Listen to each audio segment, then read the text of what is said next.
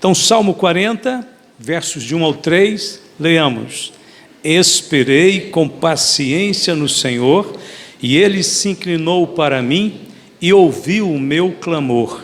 Tirou-me de um lago horrível, de um charco de lodo, pôs os meus pés sobre uma rocha, firmou os meus passos e pôs um novo cântico na minha boca, um hino ao nosso Deus. Muitos o verão e temerão e confiarão no Senhor. Vamos orar. Querido Pai, nosso Deus, te agradecemos pela palavra poderosa e viva do Senhor, que nos traz a mensagem da confiança, da espera, que faz-nos triunfar. Abençoe todos que estarão ouvindo esta palavra neste momento, que a tua presença seja real, verdadeira para cada coração, em trazer consolo e força. Nós oramos te agradecendo em nome de Jesus. Amém? Podeis sentar, queridos irmãos. O nosso relacionamento com Deus acontece por meio da fé. A fé é fundamentalmente um relacionamento de confiança. A nossa confiança geralmente é testada, principalmente quando temos que esperar. Algumas orações são respondidas rapidamente, outras demoram mais. Algumas demoram anos, e muitas orações, grande parte das nossas orações, só serão respondidas no futuro. Uma coisa nós sabemos: todas as orações são ouvidas, é o que nos garante a palavra de Deus. No livro do Apocalipse nós temos: e veio outro anjo e pôs-se junto ao altar, tendo um incensário de ouro, e foi-lhe dado muito incenso para o pôr com as orações de todos os santos sobre o altar de ouro que está diante do trono. E a fumaça do incenso subiu com as orações dos santos, desde a mão do anjo até diante de Deus. Apocalipse 8, 3 e 4. Aqui está aonde Deus está guardando uma porção de orações, onde Deus está reservando como num depósito para um tempo apropriado, para um tempo de desfecho, de transformações cósmicas. Muitas orações nossas estão lá, e tem a ver com essa empreitada final de Deus, para desarraigar o pecado, o mal, a injustiça, todas as trevas deste mundo. Então muitas de nossas orações vão ser respondidas nesse tempo. Quando oramos a Deus, nós devemos nos lembrar que os atributos exclusivos de Deus dão a garantia de que Ele pode e Ele quer nos abençoar. Em sua palavra nós lemos Jó falando: bem sei eu que tudo podes e nenhum dos teus pensamentos pode ser impedido. E o próprio Deus diz: porque eu bem sei os pensamentos que penso de vós, diz o Senhor, pensamentos de paz e não de mal, para vos dar o fim que esperais. Jeremias 29, 11. O apóstolo Pedro escreveu o seguinte: visto como o seu divino poder nos deu tudo o que diz respeito à vida e piedade, pelo conhecimento daquele que nos chamou por sua glória e virtude, pelas quais Ele nos tem dado grandíssimas e preciosas promessas, para que por elas fiqueis participantes da natureza divina, havendo escapado da corrupção que pela concupiscência há no mundo. Primeira carta de Pedro, capítulo 1, versos 3 e 4. A expressão que Pedro usa aqui, divino poder. Divino poder refere-se aos atributos de Deus. Isso significa que os atributos do caráter de Deus, da natureza de Deus, eles operam em nosso favor. O Deus eterno é autoexistente e na sua autoexistência Ele possui uma inclinação para nós, a nosso favor, para o nosso bem, exatamente ao contrário daquele que rebeliou, o príncipe do mal, Satanás, que tem na sua própria natureza uma inclinação para o ódio, para a destruição, o oposto do Deus a quem nós servimos, que nos ama, que inclina-se em nos ajudar. Os seus atributos falam a nosso favor. Tudo que há em Deus fala a favor do seu bem-estar, da sua prosperidade, da sua felicidade. Pedro então está dizendo aqui que esses atributos, o divino poder de Deus, está operando em nosso favor, provendo-nos grandiosíssimas e preciosas promessas. Olha a expressão de Pedro. Pedro usa então palavras fortes, grandíssimas e preciosas promessas. E qual a finalidade dessas promessas que são oriundas então do caráter, dos atributos exclusivos de Deus? Essas promessas são as promessas que visam nos transformar conforme a sua própria imagem. Deus está trabalhando para fazer de cada um de nós filhos parecidos com Ele, em todos os sentidos, no sentido de amor, de bondade, de santidade, de pureza. Deus quer nos elevar à categoria da santidade plena. Ele diz aqui, Pedro, que Deus quer que a gente compartilhe, participe da sua própria natureza, para que fiqueis participantes da natureza divina. Isso é muito grande. Quem teria coragem, de dizer que eu deveria participar da natureza de Deus? Quem teria coragem de dizer isso para um pobre pecador? Que por natureza nós somos maus, ruins, deficientes, imperfeitos. Só mesmo Deus poderia tomar essa iniciativa e dizer: eu estou trabalhando na vida de vocês com meu eterno poder, com a minha bondade e misericórdia, para que vocês possam ser transformados até o ponto de um momento vocês poderem participar da minha natureza divina. Deus não tem qualquer simpatia pelo pecado, e o seu alvo principal é desarraigar todo o pecado, toda a inclinação do mal em nossa vida. A base do trabalho de Deus é um só: a obra de Cristo na cruz. Por isso que nós estamos apegados a Cristo, porque tudo que Deus faz, Ele o faz por meio de Jesus Cristo. Quando nós falamos de perfeição, nós temos que nos voltar para Cristo, porque somente nele nós somos perfeitos. Paulo disse: para que apresentemos todo homem perfeito em Jesus Cristo. Colossenses 1:28. Jesus Cristo, o nosso representante legal, recebeu do Pai suas promessas e depois Jesus as transferiu para a nossa conta espiritual.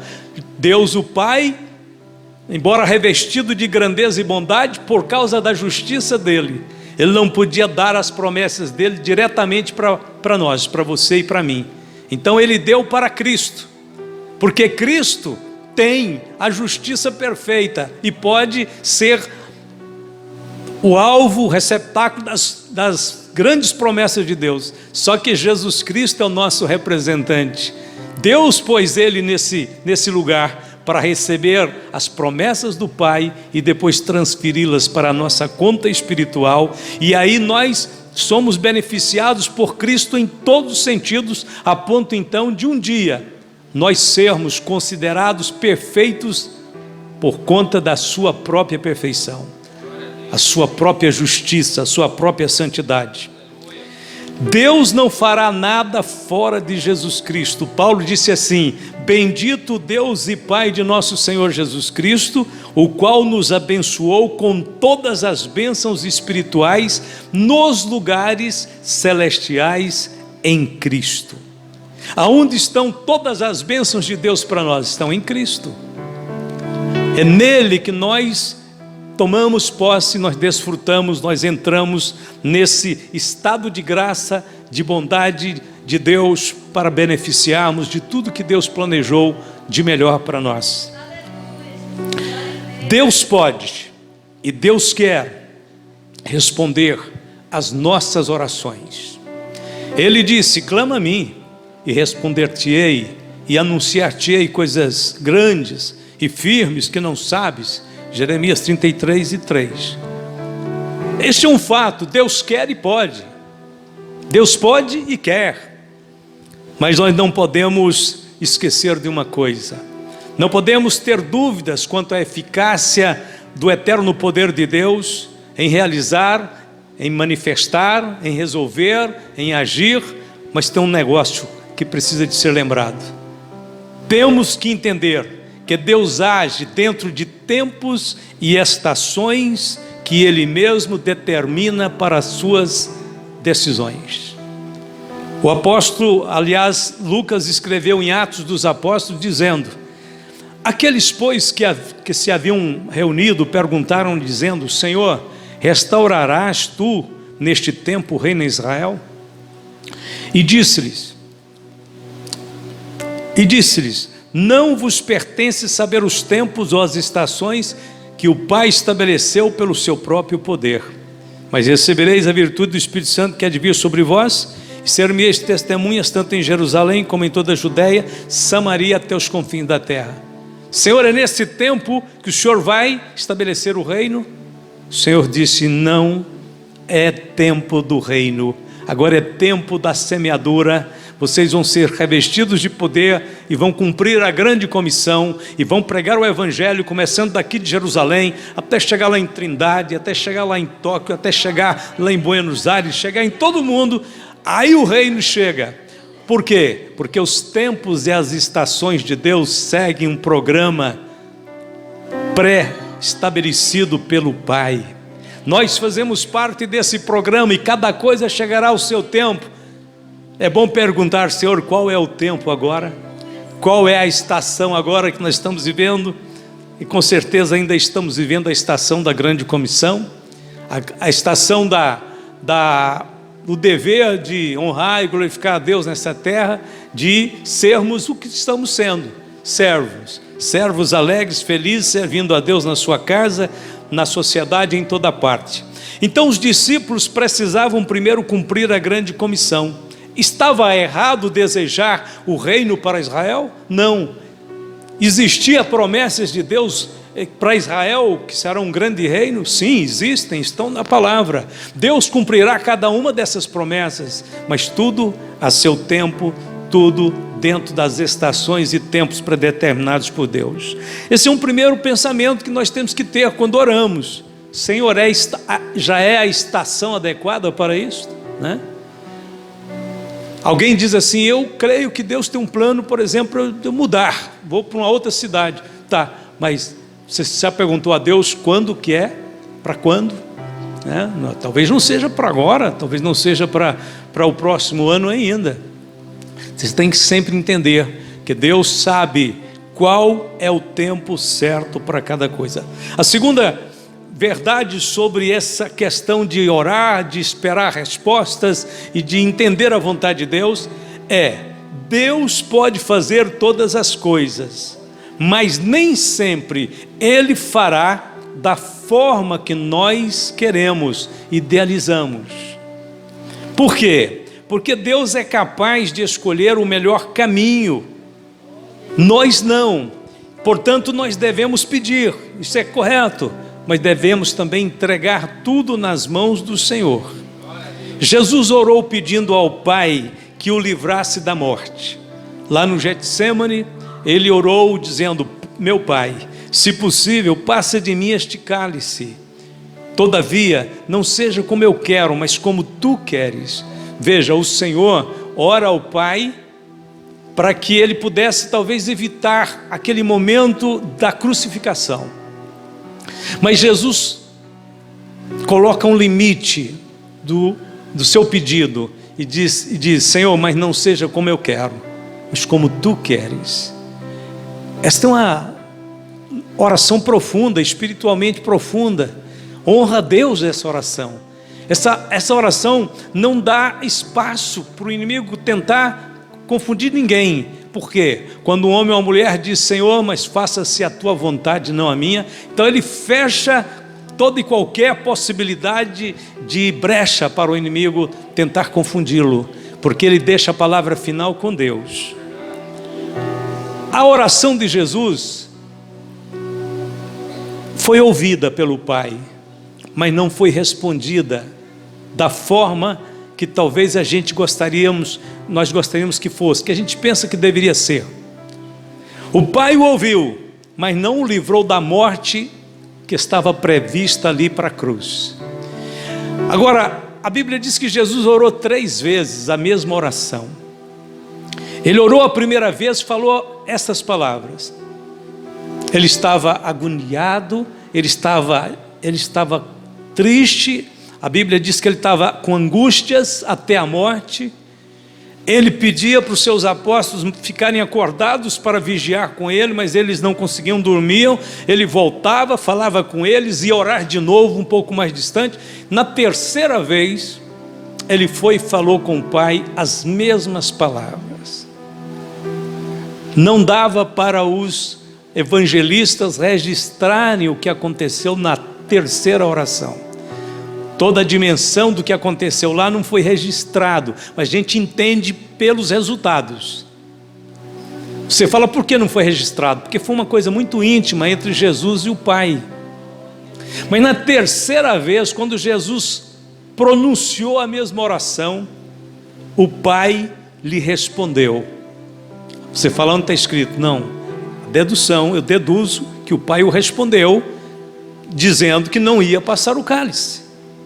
Porque depois da terceira oração, Jesus não pede mais.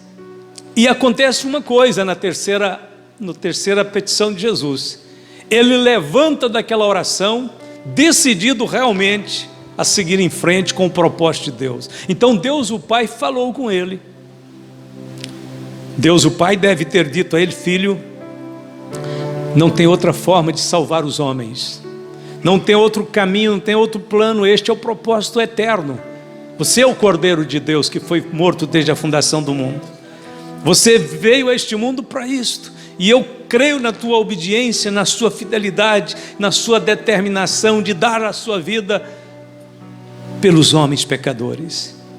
E naquele momento, não somente Jesus consentiu com a vontade do Pai, mas aconteceu uma outra coisa no mundo espiritual que não foi registrada, escrita. Mas os resultados me autorizam a dizer que aconteceu. Deus o Pai derramou sobre Jesus algo do seu eterno poder, que provavelmente até então Jesus não tinha sentido e recebido em todo o seu ministério. Quando ele começou o ministério dele, ele disse: o Espírito de Deus está sobre mim. Me ungiu para evangelizar, para curar, para pregar. Mas agora Jesus recebeu uma unção no jardim do Getsêmani para ser o nosso Salvador. Ele na sua dimensão humana, ele não faria talvez tudo aquilo se não tivesse tido aquela unção do Pai para a cruz, para o sacrifício. E nós sabemos porque quando ele levanta da terceira oração, ele chega nos apóstolos e diz: basta, terminou, está resolvido. Está resolvido. E os apóstolos: o que resolveu o que, Senhor? Ele disse: eu irei à cruz. Estou pronto para a cruz. Esta é a unção que recebe os mártires. Jesus não foi um mártir, ele era o Salvador, o sacrifício perfeito, ele veio para isso. Mas os mártires são algumas pessoas que Deus tem escolhido na história da igreja para morrer pelo testemunho. Eu posso dizer uma coisa aqui para vocês. Claro que eu nunca andei por esse caminho. Se eu tivesse andado, não estava aqui, né? Seria um mártir, já tinha ido para o céu.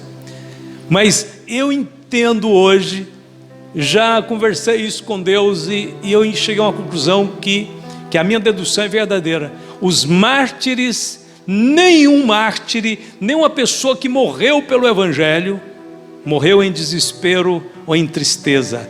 Eles receberam a unção, o batismo da confiança plena em Deus e da certeza de que aquele momento ali não teria nenhuma dor, somente uma transferência da terra para o céu.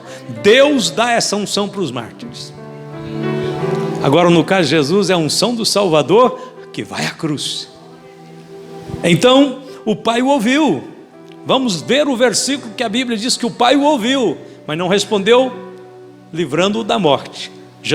Deus o Pai livrou Jesus do medo da morte, do pavor da morte. Na unção que Deus deu para ele, foi embora. O qual nos dias da sua carne, oferecendo com grande clamor e lágrimas, orações e súplicas ao que o podia livrar da morte, foi ouvido quanto ao que temia. O Pai o ouviu, não o livrou da morte, mas livrou do temor, do medo, da aflição da morte. E Jesus levantou dali e ele estava pronto para ir a qualquer instância, as últimas instâncias, por amor e obediência ao Pai, pela fidelidade ao plano eterno. E Jesus, louvado seja Deus, que se ele não tivesse ido à cruz, como Pedro tinha dito lá atrás, de maneira nenhuma, Senhor, o Senhor vai, nós estaríamos todos perdidos. Graças a Deus que Pedro não podia determinar quase nada.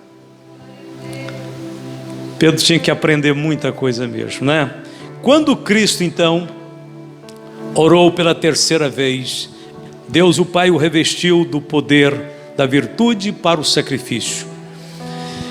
Hoje nós somos, naquele momento ali no jardim de Getsemane, naquela decisão ali que Jesus então fica pronto para a prisão, para os falsos julgamentos e para a cruz, Jesus não tirou os olhos mais do Pai. Jesus continuou olhando para o Pai e para o eterno plano do Pai. E isso foi que levou Jesus à plena obediência. Hoje nós somos aconselhados pela palavra de Deus a olhar unicamente para Jesus, olhando para Jesus, autor e consumador da fé, o qual pelo gozo que lhe estava proposto, suportou a cruz. O Pai conversou com o Filho lá no Getsemane e disse: Filho, você é o meu escolhido, você é quem assenta à minha direita, você é o unigênito do Pai, vai, filho, porque eu tenho um gozo proposto para você que você ainda não experimentou até agora. Pelo gozo que lhe estava proposto, suportou a cruz, desprezando a afronta, e assentou-se à destra do trono de Deus. Hebreus capítulo 12, verso 2. Então o Senhor Jesus não tirava os olhos do Pai, e agora você e eu somos admoestados, exortados a não tirar os olhos do Filho. Quando você falar assim, alguém desviou, deixou a fé, deixou a igreja, é porque ele não estava olhando para Jesus. Enquanto você consegue olhar para Jesus, não tem nada neste mundo que te atrai. Enquanto você mantém olhando para Jesus, não tem pecado que te seduz. Por quê? Porque maior é a visão, é a glória que Cristo faz resplandecer sobre a sua vida. Maior é o poder de Deus na sua vida. Não é o pastor que comunica esse poder à sua vida, mas é o seu olhar a Cristo. Olhar para Ele. A Bíblia diz que nós somos transformados por essa glória. A glória dele que reflete em nós como um espelho. Agora vem uma pergunta que vai nos levando à conclusão.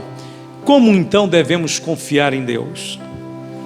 A nossa confiança deve apoiar em dois fundamentos divinos. Primeiro, no poder de Deus. Segundo, na sabedoria de Deus. Quando você apoia a sua confiança no poder de Deus, você sabe que Ele pode todas as coisas. Mas você não pode ficar só no poder.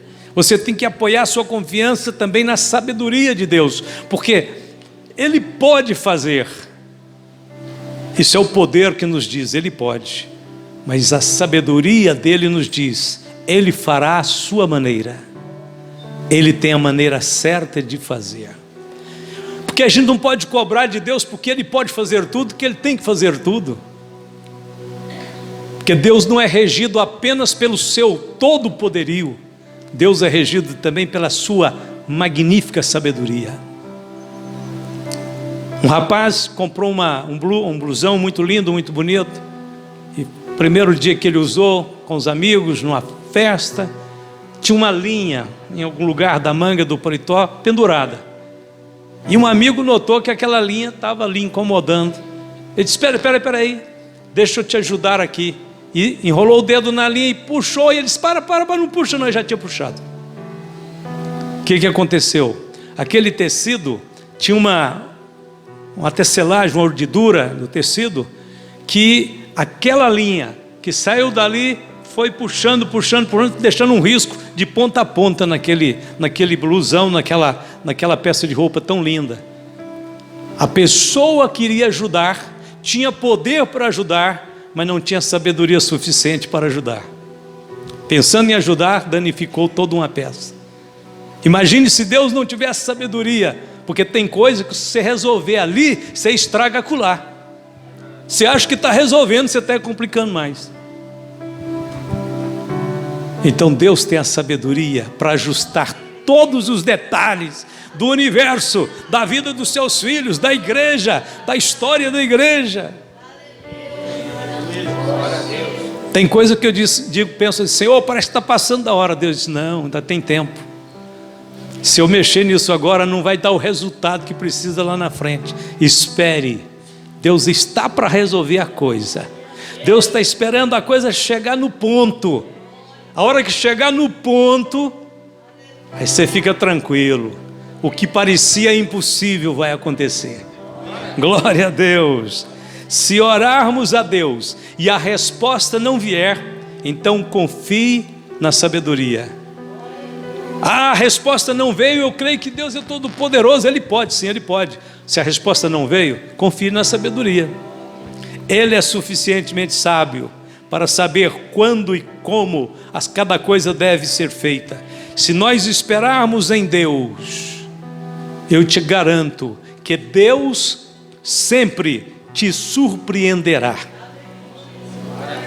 Ora, aquele que é poderoso para fazer tudo muito mais abundantemente, além daquilo que pedimos ou pensamos, segundo o poder que em nós opera, a esse glória na igreja, por Jesus Cristo, em todas as gerações, para todos sempre. Amém. Aqui diz assim: a esse seja a glória na igreja. Então diga: glória a Deus. Isso, vamos cumprir a palavra. Segundo, a confiança aproveita o tempo da espera para glorificar a Deus. Deus ainda não respondeu? Não, então aproveita esse tempo para glorificar a Deus, para cantar, para dizer aleluia, para dizer glória a Deus, te amo Jesus. Está demorando, dá mais glória a Deus, louva mais a Deus, adora mais a Deus, que o tempo vai passar depressinha, a resposta vai chegar. A Bíblia diz de um nosso velho amigo lá do passado, diz assim: e não duvidou da promessa de Deus por incredulidade, mas foi fortificado na fé, dando glória a Deus, e estando certíssimo de que o que ele tinha prometido também era poderoso para o fazer. Quem foi esse amigo nosso?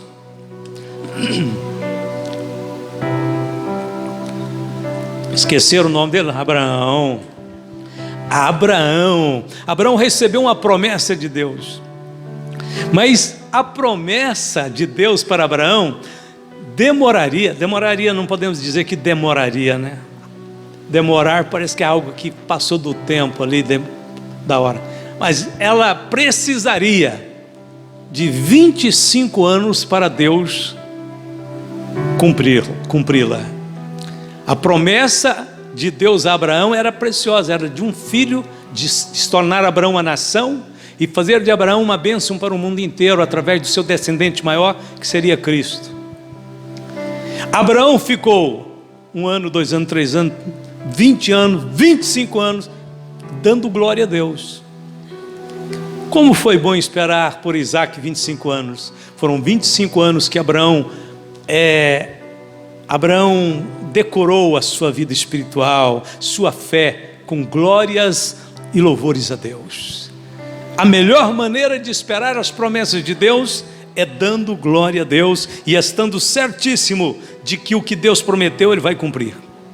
Terceiro, a confiança não olha para trás e jamais desiste. O salmista disse assim: olha, busquei ao Senhor e Ele me respondeu, livrou-me de todos os meus temores. Olharam para Ele e foram iluminados, e os seus rostos não ficarão confundidos. Salmo 34, 4 e 5. De vez em quando não, quase sempre, né? A gente olha assim para os irmãos, para o rosto de um irmão, parece que está iluminado, está cheio de luz, está parecendo as árvores ali da praça da prefeitura, todo iluminado. Por que está iluminado? Aqui diz o seguinte: olharam para Ele e foram iluminados. Há realmente uma luz que emana de Cristo e que faz brilhar na sua face, porque você confia no Senhor. Não se pode confiar na natureza humana, mas em Deus nós podemos confiar. A veracidade do caráter de Deus é a garantia de que Ele nos ouvirá, de que Ele cumprirá toda a sua vontade em nossa vida. A Bíblia, irmãos, está cheia de exemplos de pessoas que confiaram nele e foram iluminadas, mas nós não vamos tocar hoje em nenhum exemplo bíblico. Vamos continuar só nessa palavra para a conclusão. O testemunho de Davi assegura-nos que vale a pena confiar. O que Davi descobriu na sua experiência com Deus? Alguma coisa estava muito difícil, muito pesada. Davi estava numa crise, num momento de, talvez, inimigos que se levantavam, de injustiça, de calúnia. Davi sentia dores, mas ele diz o seguinte: esperei com paciência no Senhor, e Ele se inclinou para mim e ouviu o meu clamor. Todos os atributos exclusivos de Deus se inclinam para nós. Então não é novidade saber que Deus se inclina para o necessitado, Deus se inclina para aquele que busca a sua face, que clama a Ele. E Davi diz: e Ele tirou-me de um lago horrível, de um charco de lodo, pôs os meus pés sobre uma rocha, firmou os meus passos. E o que é mais natural na vida de um homem e de uma mulher salvos, Ele disse: pôs um novo cântico na minha boca, um hino ao nosso Deus.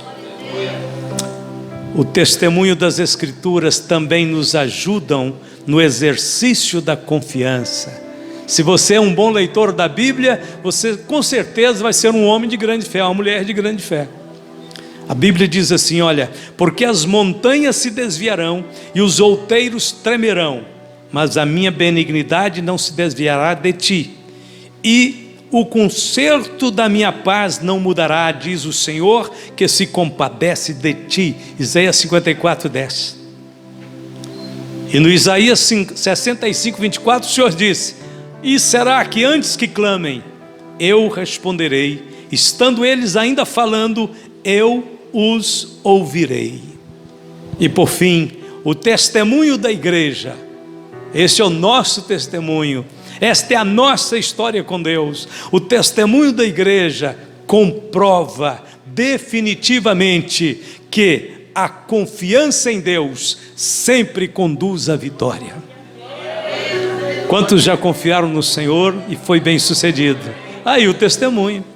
Irmão, contra fatos não há argumento. Se um ateu chegasse aqui e tentasse argumentar conosco qualquer coisa que ele trouxesse, científica, argumentos antropológicos, arqueológicos, ele podia usar o que quisesse. A gente levantaria a mão e disse: moço, dá licença, nós queremos começar o culto. Nós estamos querendo começar o culto. O senhor já terminou a sua ladainha? Ah, mas Deus não existe, Deus não existe. Ele disse: como não existe? Nós acabamos de falar com ele agora mesmo. Dizem de um debate lá de uma certa época de um pregador com um ateísta, né? Que marcaram o debate e o pregador levou uma laranja, né? E o ateu disse, pode começar. Ele disse, bom, tudo bem, eu vou começar chupando essa laranja. Todo mundo ficou escandalizado, mas vem aqui para debater, vai chupar laranja. Ele acabou de chupar a laranja. E o ateu já tinha falado, olha, eu quero de antemão dizer para o senhor que Deus não existe. E eu não creio nele. Aí ele perguntou para o ateu, disse, qual o gosto da laranja? Ele disse, sei lá, o senhor que experimentou? Ele disse, meu amigo, quem experimentou Deus aqui foi eu, viu? Você não sabe o gosto de Deus porque você não experimentou Ele. Agora eu experimento Deus, eu vivo Deus todos os dias da minha vida. Então não vai ter como nós debatermos não, porque eu falo de uma experiência que eu vivo. O senhor fala de teorias que o senhor adotou aí por acaso na sua vida? O senhor não conhece, não pode falar. Eu conheço, eu posso falar. Passado mais de 2000 anos, a igreja continua a mesma, forte e saudável. Os inimigos da igreja se levantaram e caíram, mas a igreja continuou a mesma, forte e vitoriosa. Enquanto a igreja espera e confia, o Senhor peleja por nós. Vamos ficar de pé? A ordem de Deus para hoje, para a igreja de hoje, ainda é a mesma, lá do passado. Ele disse para o rei de Israel daqueles dias, já sei se me ajuda a lembrar o nome dele que me esqueci agora. Ele disse para aquele rei, nesta peleja não tereis de pelejar. Josafá, Josafá, você sumiu de nós, esqueci seu nome. Josafá, o que Deus falou para você? Então Josafá, faz de conta que Josafá está falando conosco. Olha gente, na minha aflição, no meu aperto em que os inimigos nos cercaram e parece que a gente ia morrer, nós estávamos totalmente impossibilitados de mexer naquela batalha. O Senhor disse assim, nesta peleja não tereis que pelejar, parai, está em pé, por isso que vocês estão de pé, pedi para vocês ficarem, está em pé e vede a salvação do Senhor para convosco, não temais nem vos assusteis, saí-lhes ao encontro porque o Senhor será convosco. E aconselhou-se com o povo e ordenou cantores para o Senhor que o louvassem a majestade santa, saindo diante dos armados, dizendo, louvai o Senhor, porque a sua benignidade dura para sempre. E ao tempo em que começaram com júbilo e louvor, o Senhor pôs emboscadas contra os filhos de Amon e de Moabe e os das montanhas de Seir, que vieram contra Judá e foram desbaratados. Sabe quando Deus derrota os seus inimigos? Sabe quando Deus põe fim nas preocupações, nas aflições da sua alma? Quando nós começamos a adorar, cantar, bendizer, louvar o nome do Senhor. Para aquela batalha, Deus não pediu para Josafá preparar a espada. Deus disse, prepare cantores, profetas, adoradores, prepare pessoas que me amam de todo o coração, porque enquanto vocês me adorarem, os inimigos serão desbaratados. Se você estiver preocupado com alguma coisa que você tem que resolver amanhã ou esta semana, a preocupação vai embora agora.